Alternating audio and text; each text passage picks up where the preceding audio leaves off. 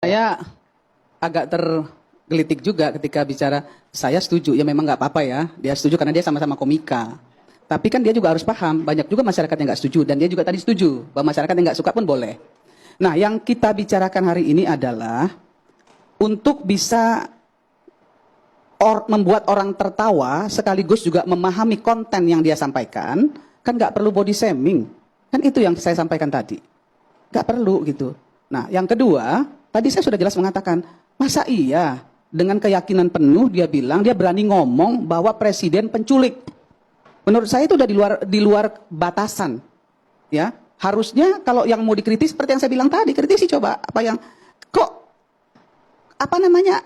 ide kalian itu kok cuman itu doang gitu. Padahal banyak sekali yang harus bisa dikritisi. Kritisi banjir, seperti yang saya bilang tadi banyak, Dek. Bukan sekedar bilang Prabowo penculik. Itu menurut saya nggak etis, ya. Menurut saya nggak etis, gitu.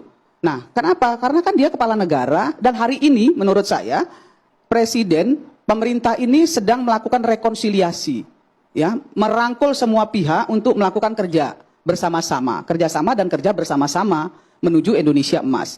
Walaupun saya tahu banyak sekali yang masih harus diperbaiki, banyak yang harus diperbaiki dan itu PR pemerintah.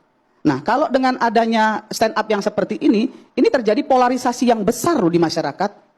Yang setuju dan yang nggak setuju. Ini memecah belah bangsa. Nah, makanya tadi saya bilang, silahkan mengkritisi, silahkan. Saya tukang kritisi paling keras di DPR. Sampai sekarang ya, Bu? Sampai sekarang. Ya. Makanya saya tadi bilang soal MBG, soal sekolah, saya ngomong, saya nggak peduli kok. Saya bicara apa adanya. Saya di DPR disebut singa Senayan. Betulan saya bicara. Saya nggak pernah takut dengan apa yang ingin saya sampaikan karena saya bertanggung jawab. Tapi kan ada batasan, gitu loh.